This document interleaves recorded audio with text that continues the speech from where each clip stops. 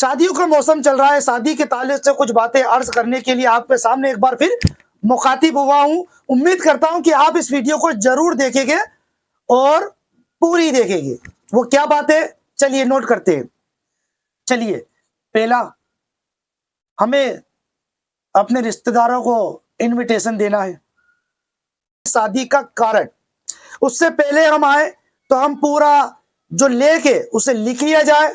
पूरा जो कार्ड का जो दिन तारीख टाइम टेबल वगैरह सब है वो लिख ली जाए, उसे पढ़ लिया जाए। पढ़ने के बाद में आपस में बैठ के उसे समझ लिया जाए, उसके में फिर वो कार्ड छपाया जाए। जब वो कार्ड छप जाए उसके बाद में अपने रिश्तेदारों को जब बांटा जाएगा तो उन्हें सही टाइम बताए कि इस टाइम पे बारात निकलेगी, इस टाइम पे निकाह होगा और इस टाइम पे वहां से रवानगी होगी, ताकि जो बारात में जा रहे हैं वो परेशानी का आलम ना उठा सके। क्योंकि होता यह है कि शादी जाने बारात जाने के बाद में 2-2 4-4 घंटे लोगों को वहां पर वक्त गुजारना पड़ता है, तो परेशानी और इसका मामला होता है। उससे पहले की तरफ चले, हमें लड़की का निकाह करना है, लड़के का निकाह करना है, हमें बारात लेके जानी है। सेहरा जो दूल्हे का होता है वो, फिर उसके बाद में बारात लेके जाना होती है। वो क्या होगा, अगर हम शेड्यूल नहीं बनाएंगे तो परेशानी का आलम होगा, थोड़ा सा मिसअंडरस्टैंडिंग होगी। आपने देखा ही होगा शादियों के अंदर, अरे यार कब से बुलाया है, अभी तक कोई निकाह नहीं हुआ है, अरे यार कब से आके बैठे हैं, अभी कोई खाने का पूछ नहीं रहा है, खाने का कोई बोल नहीं रहा है, अरे कब से आके बैठे हैं, बस कब चलेगी। तो हम इन सारी चीजों का एक शेड्यूल बना ले, और शेड्यूल बनाने के बाद में फिर हम बारात लेके निकलेंगे तो हमारे बाराती भी परेशान नहीं होंगे और जिसके हम बारात लेके जा रहे हैं वो भी परेशान नहीं होगी। फिर लेके जाने के लिए हमें बस की जरूरत पड़ेगी, कार की जरूरत पड़ेगी।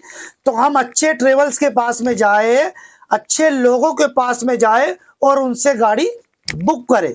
फिर गाड़ी बुक करके उन्हें टाइम बताया जाए कि हम इस तारीख इस टाइम पे हमारी गाड़ी यहाँ से निकालेंगे और वहां से इस टाइम पे लौटेंगे, ताकि आपस में मिसअंडरस्टैंडिंग ना हो। फिर उसके बाद में जब हम पहुंचने जाए तो हमारा जो शेड्यूल था वो शेड्यूल हम पहले ही लड़की वालों को बता दें कि हम इतनी बजे पहुंचेंगे, हमारे बाराती इतनी बजे खाना खाएंगे, निकाह हमारा इतनी बजे होगा, वहां से विदाई हमारी इतनी बजे होगी। ये क्या होगा, एक शेड्यूल बन जाएगा, और जब शेड्यूल बन जाएगा तो काम करने में आसानी होगी। जब हम निकाह के लिए निकले, जब हम बारात लेके निकले तो हमें अपने लड़के के डॉक्यूमेंट लेके जरूर वहां पर जाना है। जरूर बारात ले जाने से पहले हम अपने घर में जो लड़का है उसके डॉक्यूमेंट से मुराद उसका आधार कार्ड रख ले, और आधार कार्ड रख के और जब वहां पर जाए तो जब निकाह होगा तो वो निकाह के अंदर वो आधार कार्ड की जो नंबर है वो वहां पर लिखते हैं। फिर ऐसा ना हो कि हम आधार कार्ड ले जाना भूल जाए और फिर अपने रिश्तेदारों को बोले, अपने घर वालों को बोले, फिर हम फोन लगाए, फिर वो व्हाट्सअप करे, फिर वो घर का ताला टूटे, घर में ये तशवीश हो, घर में ये मामला हो। तो इससे पहले हमारे सारे मामला हमें हल करते हुए नजर आना है। क्या होगा, जब वो परेशान हो गए तो वावेला होगा, फिर आपस के अंदर मिसअंडरस्टैंडिंग होगी और आपस के अंदर एक दूसरे की तू में होगी, फिर आपस के अंदर एक दूसरे की बुरास होगी, और जब बुरास होती है तो फिर बुरास बहुत आगे तक जाती है।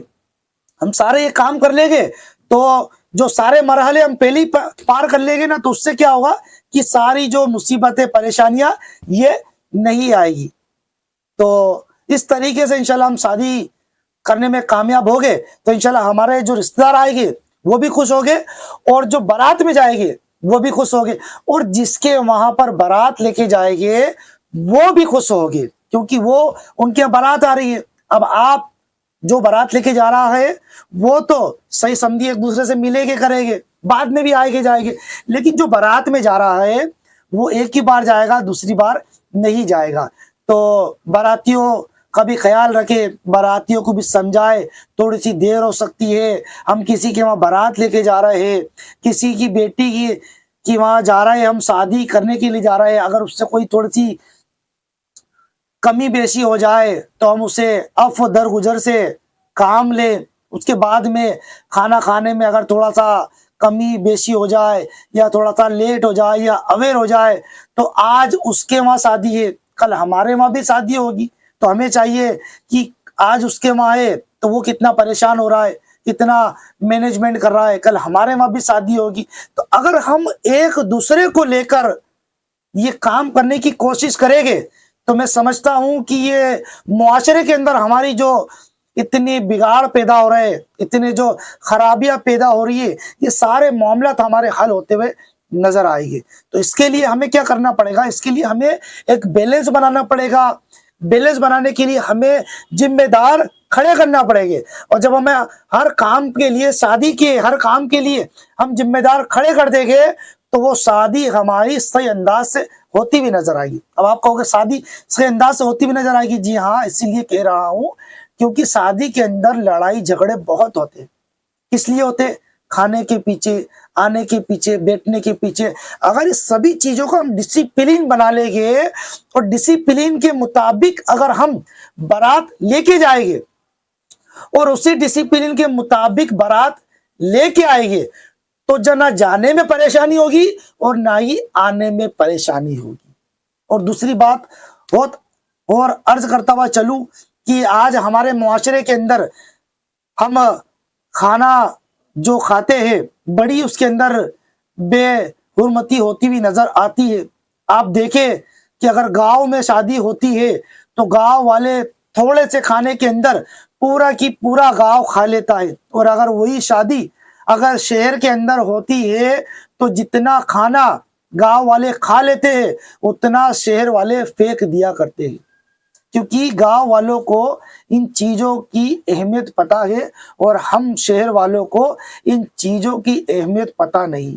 वो इसीलिए मेरा भी एक गांव में जाना हुआ, जितना उन्होंने खाना बनाया मैंने कहा इतना तो हमारे यहाँ पर वेस्ट हो जाता है, तो वो कहते हैं हजरत आप हमारे वहाँ का खाने का रूल और तरीका देखना, फिर आप कहना। वाकई जिन्होंने जितना खाना वेस्ट किया कर दिया करते थे, उतने ही खाने के अंदर पूरे की पूरे बाराती खाते हुए नजर आते।